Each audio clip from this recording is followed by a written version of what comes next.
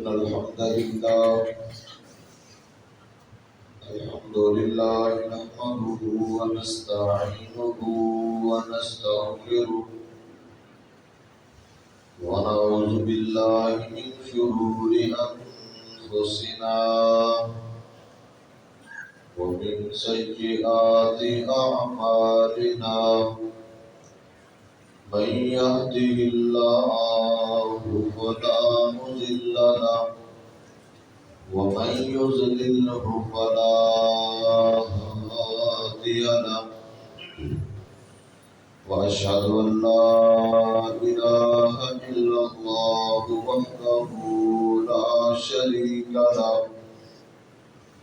وأشهد أن محمدا عبده ورسوله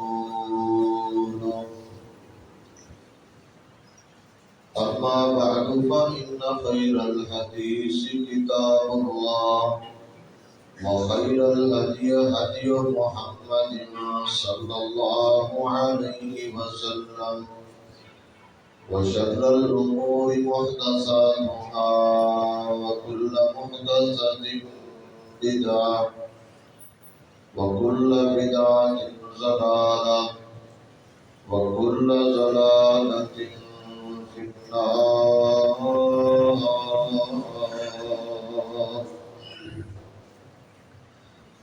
أعوذ بالله السميع العليم من الشيطان الرجيم. بسم الله الرحمن الرحيم. يا أيها الذين آمنوا اتقوا الله حق تقاته ولا تموتن إلا وأنتم مسلمون. يا أيها الناس اتقوا ربكم الذي خلقكم من نفس واحدة وخلق منها زوجها وبث منهما رجالا كثيرا ونساء واتقوا الله الذي تساءلون به والأرحام إن الله كان عليكم رقيبا.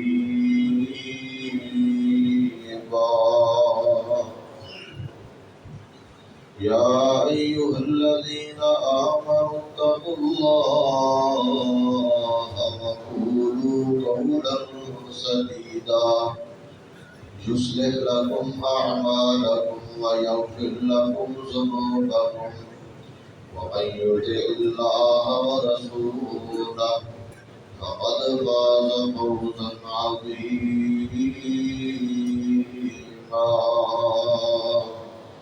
اللهم صل على محمد وعلى آل محمد كما صليت على إبراهيم وعلى آل إبراهيم إنك حميد مجيد. اللهم بارك على محمد وعلى آل محمد كما باركت على إبراهيم وعلى آل إبراهيم إنك حميد مجيد.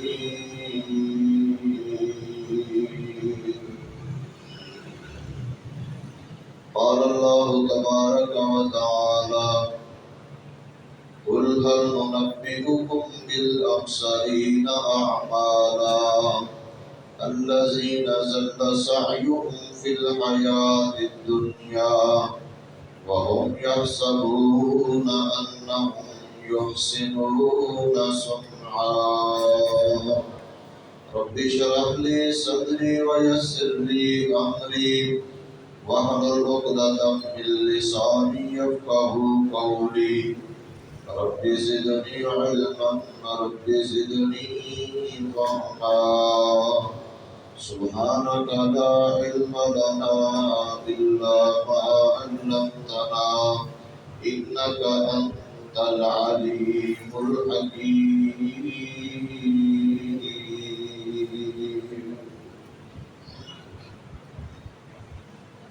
اللہ کی سبھی حمد و ثنا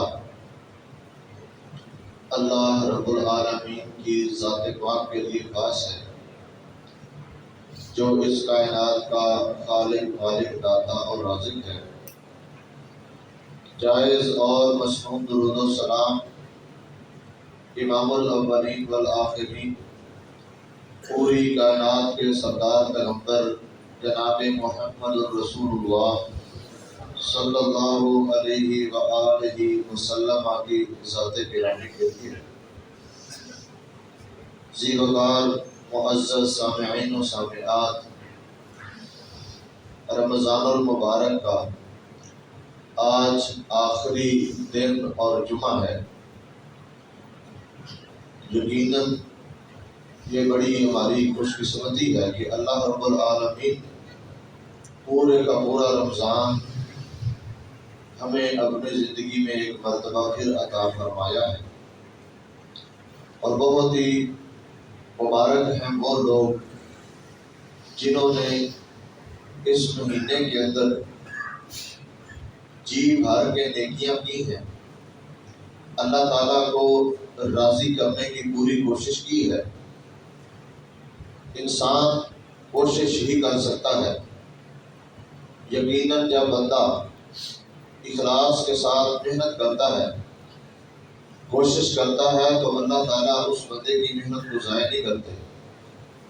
وَأَن لَيْسَ لِلْإِنسَانِ إِلَّا مَا سَعَىٰ وَأَنَّ سَعْيَهُ سَوْفَ يُرَىٰ۔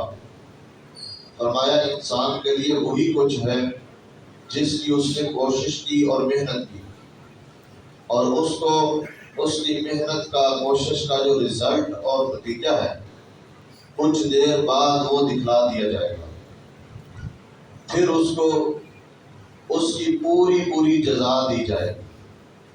اگر اس بندے کی بات دوڑ، کوشش، محنت اللہ کو راضی کرنے کی خاطر تھی، نیک اعمال کے اندر کوشش تھی، اللہ تعالیٰ اس پر کسی قسم کا ظلم و ستم نہیں کریں گے۔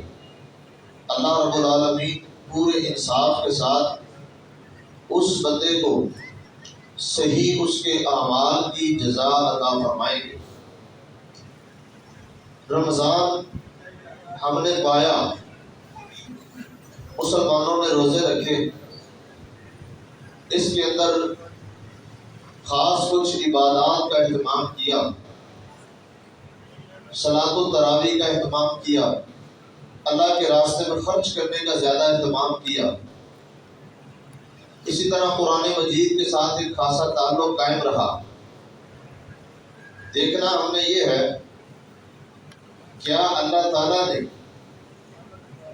نیکی کرنے کے اعتبار سے یا اپنی عبادت کے اعتبار سے رمضان اور غیر رمضان میں کچھ فرق کیا ہے یا نہیں؟ آج ہم نے اپنا محاسبہ کرنا ہے کہ پورا رمضان ہمارے پاس آیا، ایک تربیتی مہینہ، اللہ کے ساتھ تعلق کو جوڑنے کا مہینہ ہے، آیا کہ واقعتاً ہی ہم نے پورے کا پورا اس رمضان سے فائدہ حاصل کیا ہے، اس کے مقاصد کو پا لیا ہے، اور اپنے آپ کو ہم نے پہلے سے بدل لیا ہے، ہمارے اعمال میں، ہماری زندگی کے اندر کچھ تبدیلی آئی ہے یا نہیں، یہ ہم نے دیکھنی ہے۔ اگر ایک انسان رمضان سے پہلے جس حالت میں تھا، گناہوں میں لپٹا ہوا، اللہ کے تعلق سے دور، مسجد سے دور، نماز سے دور، اور اسی طرح دیگر کئی نیک اعمال سے دور تھا، رمضان آیا، اس نے رسمی طور پر، جس طرح بعض موسمی اعمال ہوتے ہیں، رسمی طور پر موسمی چند عمل کیے، اس کے بعد دوبارہ اپنی انہی سرگرمیوں کے اندر مصروف ہو گیا۔ وہ رمضان کا جو مقصد تھا، جب وہ روزہ جو چیز سکھلانے آیا تھا، وہ اس سے نہیں سیکھی اور نہ اس کی زندگی میں کوئی تبدیلی آئی ہے۔ جس طرح وہ پہلے بے نماز ہے، رمضان کے بعد بھی بے نماز ہے۔ رمضان کے اندر آپ دیکھتے ہیں مساجد کے اندر ذرا رش بڑھ جاتا ہے، لیکن رمضان کے بعد پھر وہی 1-2 صفحے، یہی طریقہ کار پورا سال چلتا ہے۔ پھر جب رمضان آتا ہے لوگ دوبارہ پھر مسجدوں میں، پھر اللہ کے راستے میں نیک اعمال کرتے ہیں۔ کیا ایسے کرنا درست ہے؟ کیا یہ کام اللہ کو مطلوب ہے؟ کیا اللہ تعالیٰ انسان سے یہی چاہتے ہیں؟ یہ تو گویا کہ ایک اللہ کو نعوذ باللہ دھوکہ دینے والی بات ہے۔ اللہ کو نہیں، انسان اپنے آپ کو دھوکہ دیتا ہے۔ تو یہ موسمی اور فصلی سسٹم جو ہے، اس سے آزاد ہو کر ایک تسلسل کے ساتھ اعمال کا سلسلہ جاری رہنا چاہیے۔ نیکی اور وہ جو للہیت اور وہ روحانیت جو رمضان کے اندر بھی تھوڑی بہت پیدا ہوتی ہے، اگر وہ مسلسل جاری رہے پھر فائدہ ہے۔ اور اگر فرضی طور پر، ایک رسمی طور پر، وقتی طور پر وہ اعتکاف بھی بیٹھ گئے، لیکن اعتکاف بیٹھنے کے بعد وہی حالت ہے، وہی کیفیت ہے، اس کا فائدہ تو نہیں ہوا۔ ایک شخص میں نے اس کو دیکھا اعتکاف بیٹھا ہوا ہے، اعتکاف بیٹھنے کی وجہ سے اس کی داڑھی جو ہے نا وہ ایک مٹھی سے کچھ نیچے بڑھ گئی ہے۔ ہو سکتا ہے وہ ایک مٹھی سے نیچے کٹوا دیتا ہو، ایک مٹھی سے داڑھی بڑھ گئی ہے۔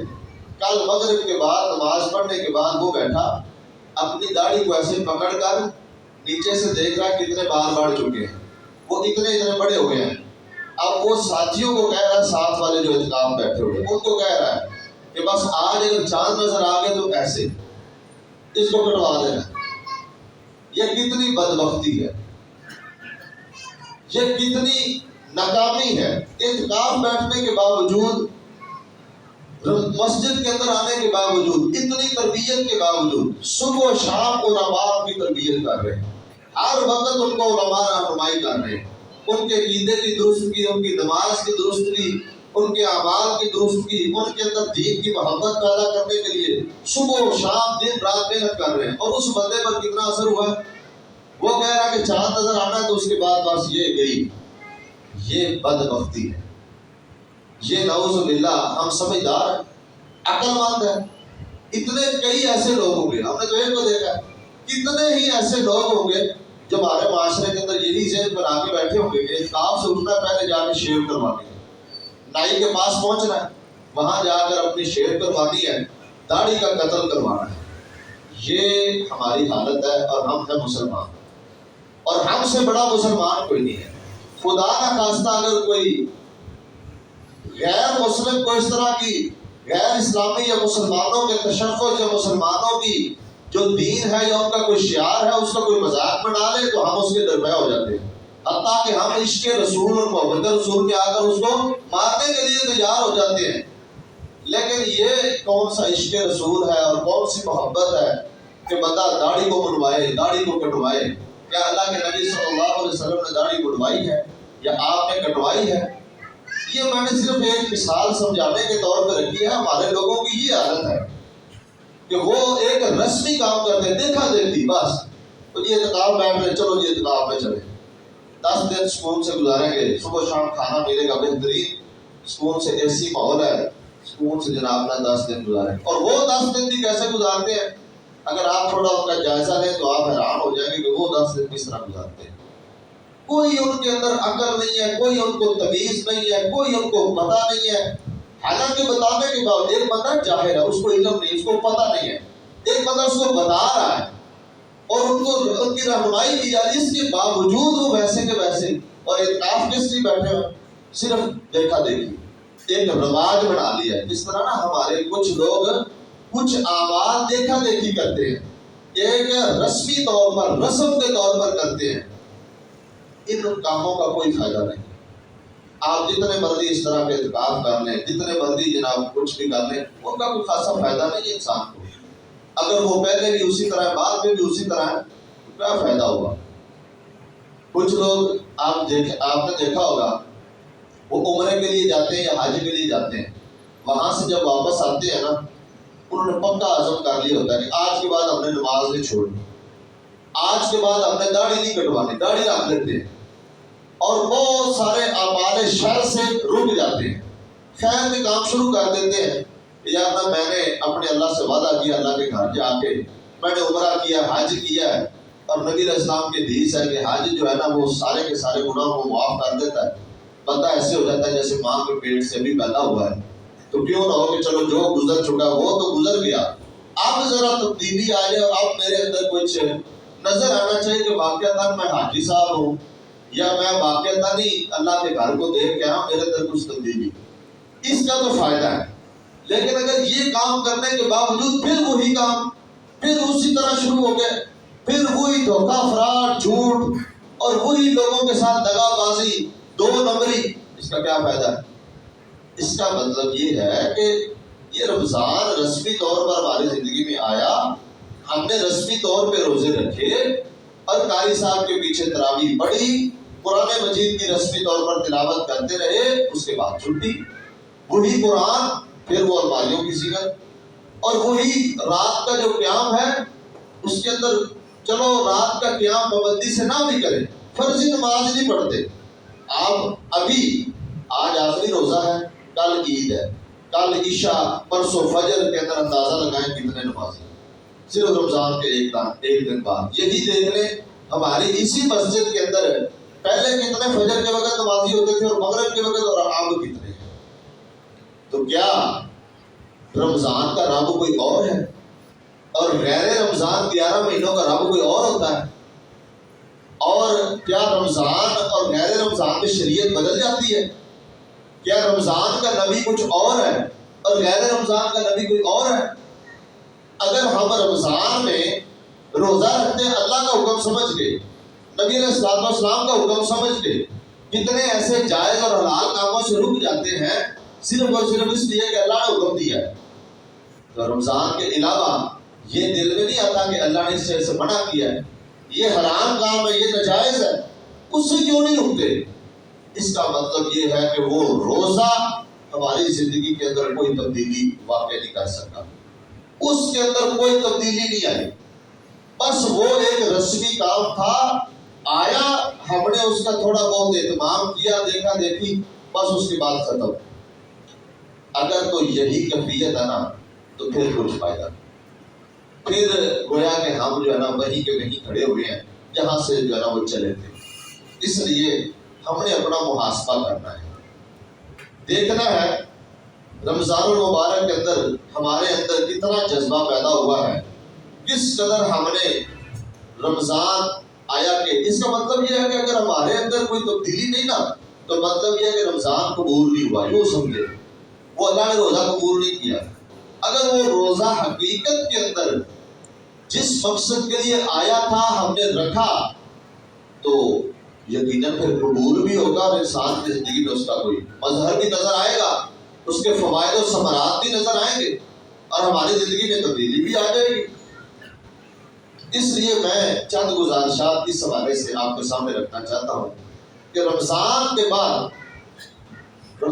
بعد بھی شیطان کے مکر و فریب سے بچے۔ شیطان انسان کا بہت بڑا دشمن ہے، اور یہ ایک ایسا دشمن ہے جس کو خود رب کائنات نے کہا اِنَّهُ لَكُمْ عَدُوٌّ مُبِینٌ، یہ تمہارا کھلا دشمن ہے، واضح دشمن ہے، جس نے اللہ سے مقابلہ لگا رکھا ہے اور جس نے اللہ کے سامنے یہ پختہ عہد اور وعدہ کیا ہوا ہے کہ میں ان کو ضرور گمراہ کروں گا، اور وہ ہر وقت انسان کے پیچھے پیچھے اس کو جو ہے نا گمراہ کرتے ہوئے، بلکہ نبی مکرم صلی اللہ علیہ وسلم نے فرمایا ان الشیطان یجری من الانسان کمجری الدم، شیطان انسان کے جسم میں ایسے چکر لگاتا ہے، دوڑتا ہے جس طرح خون انسان کی رگوں میں گردش کرتا ہے، جس طرح خون گردش کرتا ہے نا اسی طرح شیطان انسان کے اندر گردش کرتا ہے۔ کوئی موقع، کوئی لمحہ اس کا داؤ لگنے لگے وہ ہاتھ سے جانے نہیں دیتا، ہر موقع وہ تلاش کرتا ہے اور مسلمان کو گمراہ کرنے کی کوشش کرتا ہے۔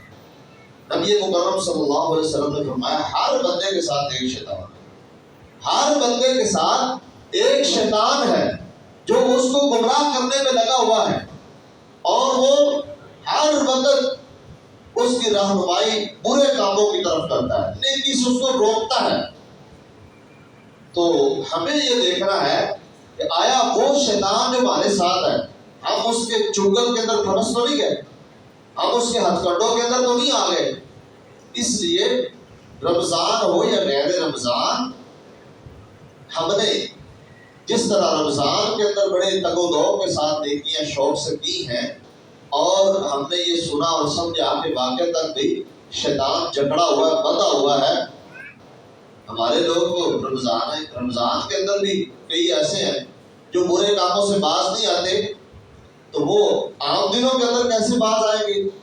تو شیطان وہ انسان کا کھلا دشمن ہے، وہ رمضان کے علاوہ زیادہ داؤ لگاتا ہے اور زیادہ برائیاں کرواتا ہے، اور برائی کرنے کے چانس بھی زیادہ ہوتے ہیں، اس لیے کہ بعض دفعہ کچھ نیکیوں کا انسان حیا کر لیتا ہے۔ رمضان کے اندر کچھ نہ کچھ انسان کے اندر جو ہے نا وہ رمضان المبارک کی وجہ سے حیا اور کچھ نہ کچھ شرم اور کچھ نہ کچھ جو ہے نا وہ اللہ کا ڈر اور خوف پیدا ہو جاتا ہے، یا کسی کے یاد دلانے سے بھئی رمضان اللہ سے ڈرو، روزے ہیں، کچھ اللہ کا خوف کرو، پھر انسان رک جاتا ہے، ڈر جاتا ہے۔ لیکن اس کے علاوہ عام دنوں میں شیطان زیادہ حملے کرتا ہے، اور اس کو مزید کھلی وہ جو مارادۃ الشیاطین ہوتے ہیں نا، بڑے بڑے شیطان سرکش، وہ جو جھگڑے ہوتے ہیں رمضان میں وہ کھول دیے جاتے ہیں، پھر بڑی اور زیادہ وہ کاروائی شروع کر دیتے ہیں۔ اس لیے سب سے پہلی بات کہ شیطان کے مکر و فریب سے بچیں، یہ میرا اور آپ کا کھلا دشمن ہے، اور یہ ہمارے رب نے کہا ہے، یہ ہمارا بڑا زبردست قسم کا دشمن ہے، ہر وقت یہ ہماری طاق میں ہاتھ لگائے بیٹھا ہوا ہے، کوئی موقع ہاتھ سے جانے نہیں دیتا۔ پہلی بات یہ ذہن میں رکھیں۔ دوسری بات یہ ہوتی ہے کہ شیطان جو ہوتا ہے نا، یہ گناہ کو خوبصورت بنا کے پیش کرتا ہے اور نیکی کو مشکل بنا دیتا ہے۔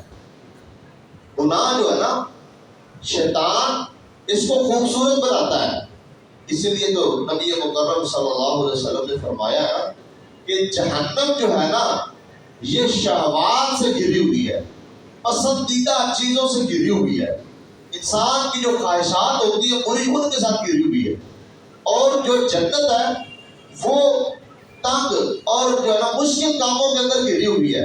جنت کے راستے پر جب چلتا ہے بندہ تو تنگی مشکل محسوس ہوتی ہے، شیطان آگے روڑے اٹکاتا ہے، پریشان کرتا ہے، اس کا مطلب یہ نہیں کہ ہم اس راستے سے ہٹ جائیں۔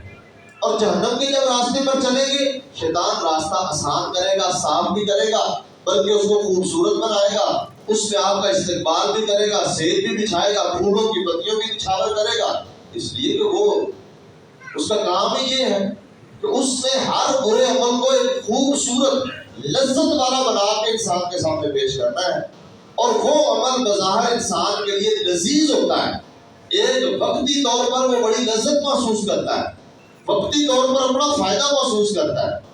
اس لیے شیطان کا یہ کام ہے کہ وہ اعمال شر کو، برے اعمال کو انسان کے لیے مزین اور خوبصورت بنا کے پیش کرتا ہے۔ اس لیے کبھی بھی شر کا کام آپ کو جتنا مرضی خوبصورت لگے، اس میں جتنی مرضی سہولت ہو، بظاہر اس میں جتنا مرضی فائدہ نظر آ رہا ہے، اس سے بچے اور فوراً رک جائیں کہ یہ شیطان کا راستہ ہے۔ اور اس کے ساتھ ساتھ اس کا حل توبہ، استغفار اور گناہ کا وسوسہ آنے سے اعوذ باللہ من الشیطان الرجیم کا کثرت سے ورد کیا کریں، لا حول ولا قوت الا باللہ، اس وظیفے کا کثرت سے جو ہے نا ورد کیا کریں۔ نبی مکرم صلی اللہ علیہ وسلم نے ایک دن اپنے ایک صحابی سے کہا، میرے صحابی میں تجھے جنت کے خزانوں میں سے خزانہ نہ بتاؤں؟ صحابی نے کہا کیوں نہیں اللہ کے نبی بتائیں۔ آپ نے فرمایا لا حول ولا قوت الا باللہ کنز من کنوز الجنہ، یہ لا حول ولا قوت الا باللہ جو ہے، یہ لفظ، یہ ورد، یہ وظیفہ، یہ جنت کے خزانوں میں سے ایک خزانہ ہے۔ اس لیے یہ بھی شیطان کے خلاف جہاد کرنے کا ایک بہترین طریقہ ہے۔ نبی مکرم صلی اللہ علیہ وسلم نے فرمایا المجاہد من جاہد نفسہ، اصل مجاہد وہ بندہ ہے جس نے اپنے نفس سے جہاد کیا۔ جس بندے نے اپنے نفس سے جہاد کرنا ہے، اس جو انسان کے اندر ایک نفس ہے، انسان کا جو دل ہے، جس کو تیار کرنا، نیکی کے لیے آمادہ کرنا بڑا مشکل ہوتا ہے، اس کے خلاف مجاہدہ کرنا یہ اصل جہاد ہے۔ اور وہی بندہ جہاد بالمال کر سکتا ہے جو یہاں اس نفس کے ساتھ پہلے جہاد کرے۔ وہی بندہ جہاد بالقتال میدان کارزار میں جا سکتا ہے جو یہاں پہلے اس کو سمجھائے اور اس کو آمادہ اور تیار کرے۔ اگر یہ دل اور نفس ہی تیار نہیں ہے، اس کے ساتھ ہی وہ جہاد نہیں کر سکتا، تو وہ کیسے تلوار پکڑ کر جو ہے نا دشمن کے سامنے کھڑا ہو سکتا ہے؟ کیسے وہ میدان جنگ میں دشمن کا مقابلہ کر سکتا ہے؟ اس کے اندر تو ہمت ہی نہیں ہے، اس لیے کہ اس کو تسلی نہیں ہے اور اس نے اپنے نفس کے خلاف جہاد نہیں کیا۔ اس لیے یہ جہاد بہت اہم ہے کہ ہم اپنے نفس کے خلاف جہاد کریں۔ نفس انسان کا خواہشات کی طرف دعوت دیتا ہے۔ ان النفس لامارۃ بالسوء، جو نفس ہے انسان کا، نفس ہمارا، یہ برائی کے اوپر ابھارتا ہے، ہر وقت انسان کو برائی پر آمادہ کرتا ہے، اس کے خلاف مجاہدہ کریں۔ تیسرا کام جو ہے وہ یہ ہے کہ نیک اعمال کے متعلق خود پسندی کا وسوسہ۔ اگر اللہ نے کوئی نیکی کی توفیق دے دی ہے، ہم نے کوئی نیک کام کر لی ہے، تو انسان اترائے، تکبر کرے اور خود پسندی کا مظاہرہ کرے کہ میں نے بڑے کام کیے، میں نے یہ کر دیا، میں نے وہ کر دیا۔ مطلب اپنے اندر یہ بھی انسان کا ایک داؤ ہے نا۔ پہلی بات ہے کہ انسان جو ہے، شیطان جو ہے نا، یہ انسان کو نیکی کی طرف آنے نہیں دیتا۔ اگر کوئی بندہ زبردستی آ بھی ہے، نیکی صحیح کرنے نہیں دے گا، نیکی کے اندر خلل ڈالے گا۔ اگر کسی بندے نے بڑی کوشش کے باوجود نیکی کر لی ہے، اب اس کو ہضم نہیں ہے وہ نیکی، اس نے وہ نیکی ضائع کروانی ہے، اس نے وہ انسان کی نیکی برباد کروانی ہے۔ یہ شیطان کے اہم ترین ٹارگٹ ہے۔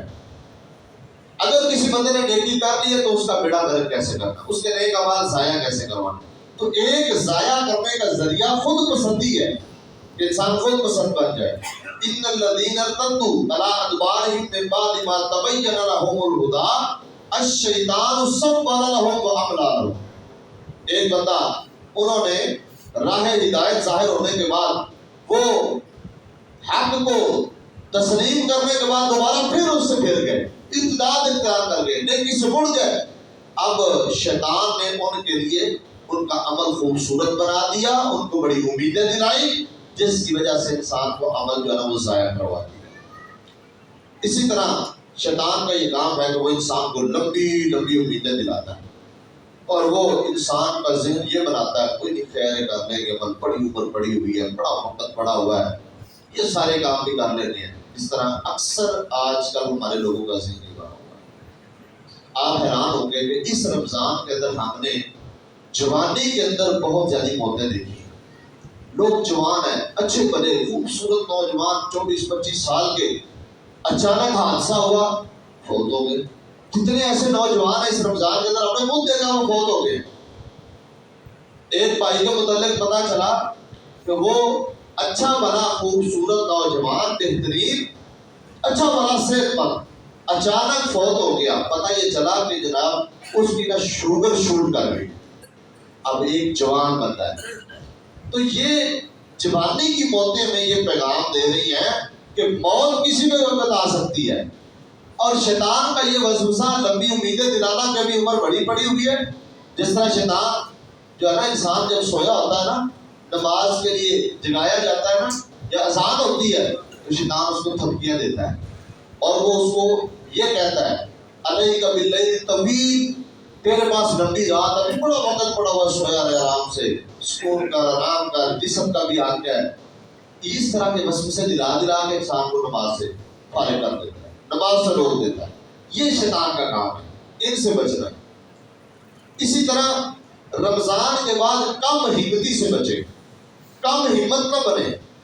رمضان کے بعد 5 نمازوں کا اہتمام کریں، کسی بھی حال میں ان کے اندر کوتاہی نہ کریں۔ ہمارے جو ہے نا وہ دل جو ہے نا تاکہ ایمان پر ثابت بھی رہے اور قائم بھی رہے۔ اور اسی طرح دیگر کئی اعمال، مثلا نماز با جماعت کی پابندی، قرآن مجید کی تلاوت کو اپنا معمول بنائیں، بے شک تھوڑی کر لیں، ایک رکوع پڑھ لیں، ایک صفحہ پڑھ لیں، لیکن پابندی سے پڑھیں۔ کتنا ٹائم لگتا ہے ایک صفحہ میں، ایک رکوع پڑھنے میں؟ زیادہ سے زیادہ کوئی آہستہ آہستہ بھی پڑھتا ہے نا تو زیادہ سے زیادہ 5 منٹ سے زیادہ وقت نہیں لگتا۔ تو کیا ہم 24 گھنٹوں میں سے 5 منٹ اس قرآن مجید کو نہیں دے سکتے، یا قرآن پاک نہیں پڑھ سکتے؟ اس لیے رمضان کے بعد بھی یہ معمول جاری رکھیں اور یومیہ اذکار کی پابندی لازمی کریں، صبح و شام کے اذکار اور اس کے ساتھ ساتھ ہر نماز کے بعد اذکار۔ یہ اذکار صرف ہمارے نامہ اعمال میں نیکیوں کے اضافے کا سبب ہی نہیں، بلکہ یہ آپ کی حفاظت کا ذریعہ ہے۔ مسلمان کے لیے بہت بڑا اللہ تعالیٰ نے یہ پناہ گاہ بنائی ہے کہ وہ صبح و شام کے اذکار کرتا ہے۔ ہر قسم کے اللہ تعالیٰ کو موذی بیماریوں سے بچا کے رکھتا ہے، ہر قسم کے شیطانی ہتھکنڈوں سے اللہ بچاتا ہے، اور اسی طرح نظر بد، جادو ٹونے، یہ اڑنے پڑنے کام، ان سب سے اللہ تعالیٰ انسان کو محفوظ کر دیتا ہے۔ ایک بندہ ان چیزوں کو پابندی سے کرتا ہے اور پورا، پھر اس کے ساتھ ساتھ انسان کے عقیدے کی تجدید ہوتی رہتی ہے۔ کتنے ایسے اذکار ہیں جن کے اندر اللہ کی توحید کا ذکر ہے، شہادت نبی علیہ السلام کی جو ہے رسالت کی گواہی ہے، آخرت قیامت والے دن پر ایمان کا تذکرہ ہے، اور ان چیزوں کا ذکر ہے جو انسان کے اندر ایمان کو جو ہے اس کی تجدید کرتے ہیں، ایمان کو مضبوط کرتے ہیں۔ جب انسان اپنی زبان سے وہ لفظ پڑھتا رہتا ہے تو انسان کا ایمان مضبوط ہوتا رہتا ہے، ایمان بڑھتا رہتا ہے، اور نیکی کی محبت پیدا ہوتی ہے، گناہ سے نفرت پیدا ہوتی ہے، اور وہ جو دل کے اوپر زنگال آ جاتا ہے نا، زنگ آ جاتا ہے، وہ جو ایک چڑھ جاتی ہے طے، وہ اتر جاتی ہے۔ یہ اذکار جو ہے صبح و شام کے اور ہر نماز کے بعد اذکار، یہ دلوں کے زنگ کو دور کرنے کا بڑا زبردست طریقہ ہے، اور یہ ریتوار کا کام دیتے ہیں۔ انسان صبح و شام کے اور ہر نماز کے بعد اذکار کرے، انسان کے دل کی صفائی ہوگی، پاکیزگی ہوگی، دل صاف ستھرا ہو جائے گا۔ نبی علیہ السلام نے فرمایا نا، جو بندہ ایک گناہ کرتا ہے تو اللہ اس کے دل پر ایک سیاہ نقطہ لگا دیتے ہیں۔ تو وہ کیا ہوتا ہے کہ جب گناہ کرتا جاتا ہے یا گناہ سے باز نہیں آتا یا توبہ نہیں کرتا تو وہ نقطہ بڑھتا رہتا ہے، آہستہ آہستہ کیا ہوتا ہے، دل پورے کا پورا سیاہ ہو جاتا ہے، پھر اس کو جو ہے نا وہ کوئی ہدایت کی بات، نیکی کی بات اچھی نہیں لگتی۔ اس لیے اپنے دل کو صاف کرنا، اس کی صفائی یہ از حد ضروری ہے۔ دعا کا اہتمام کریں، اسی طرح اپنی نیکی کی حفاظت کریں۔ ایک بندہ بڑی مشکل سے دھوپ کے اندر دور سے ایک پانی لا کر ایک برتن کے اندر جمع کر رہا ہے، اور اس برتن کے نیچے ایک سوراخ ہے، جیسے جیسے وہ لا کے پانی اس میں ڈال رہا ہے صاف نکلتا جا رہا ہے۔ اب اس بندے نے کتنی محنت کی ہے، مشقت کی ہے، اتنا لمبا چوڑا سفر کیا، گرمی برداشت کی، بوجھ اٹھایا، لا کے اس میں ڈالا، لیکن جب دیکھا وہ پھر خالی ہو گیا۔ یہی مثال ہے انسان کی نیکی کی۔ ایک بندہ بڑی مشکل سے نیکی کے کام کرتا ہے، نیک کام کرتا رہتا ہے اور سمجھتا ہے کہ میرا نامہ اعمال نیکیوں سے بھر رہا ہے، لیکن کیا ہوتا ہے، وہ نیک اعمال ختم ہو جاتے ہیں۔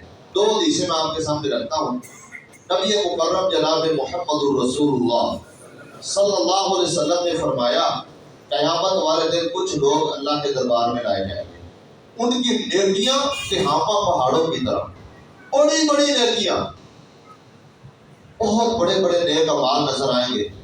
تو اتنے بڑے نیک اعمال، لیکن اچانک ان نیک اعمال کو ایک راکھ بنا کر ریت کے ذرات کی طرح اڑا دیا جائے گا، ختم ہو جائے گا، وہ بڑی بڑی نیکیاں ساری ختم ہو جائیں گی۔ یہ کون لوگ ہیں؟ فرمایا یہ وہ لوگ ہیں کہ لوگوں کے اندر جب ہوتے تھے تو نیک کام کرتے، نیکی کی بات کرتے اور اپنے آپ کو متقی سمجھتے، لیکن اذا خلوا بمحارم اللہ انتہکوها، جب خلوت اختیار کرتے تھے تو اللہ کی حدوں کو پامال کرتے تھے۔ تنہائی کے اندر برے کام کرنے والے، گناہ کے کام کرنے والے، ان کی نیکیاں ضائع ہو جاتی ہیں۔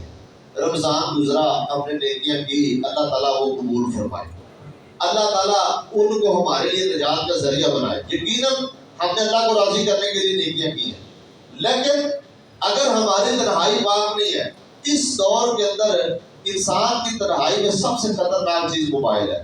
جب انسان تنہا ہوتا ہے تو اس کے پاس موبائل ہوتا ہے، موبائل کے ذریعے انسان کچھ ایسے کام کر جاتا ہے جو اللہ کی حدود ہے جن کو انسان خراب جاتا ہے، گناہ کے کام کرتا ہے، تو اس کا مطلب ہے کہ وہ جو سارے کے سارے نیک کام ہیں ہم نے ان کو اڑا دیا، ضائع کر دیا، وہ ضائع ہو گئے ہیں۔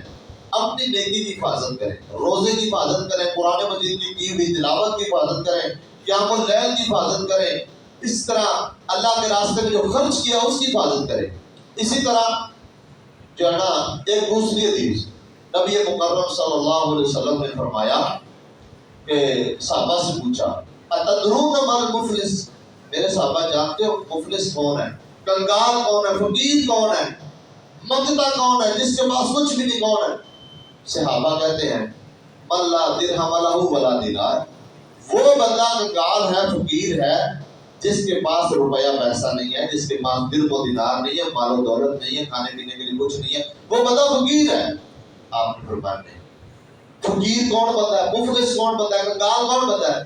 قیامت والے دن آئے گا، اس نے روزے بھی رکھے ہوں گے، نمازیں بھی پڑھی ہوں گی، حج بھی کیا ہوگا، زکوٰۃ بھی دی ہوگی، صدقہ خیرات بھی کیا ہوگا، نیکی کے بڑے بڑے کام کیے ہوں گے، لیکن اس کے ساتھ ساتھ کیا کیا ہوگا؟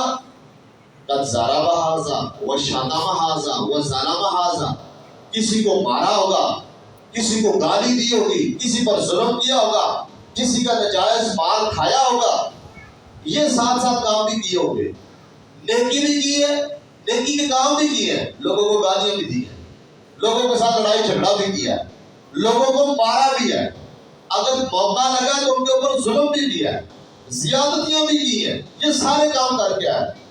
فرمایا اللہ تعالیٰ جس بندے کو اس نے گالی دی ہوگی اس کے نامہ اعمال سے گناہ لے گا اور اس کے نامہ اعمال سے نیکیاں لے گا۔ نیکیاں اللہ تعالیٰ اس مظلوم بندہ، وہ مشتوم بندہ جس کو اس نے گالی دی ہے، اس کو دے دے گا اور اس کے گناہ اس کے پکڑے میں ڈال دے گا۔ یعنی کیا مطلب؟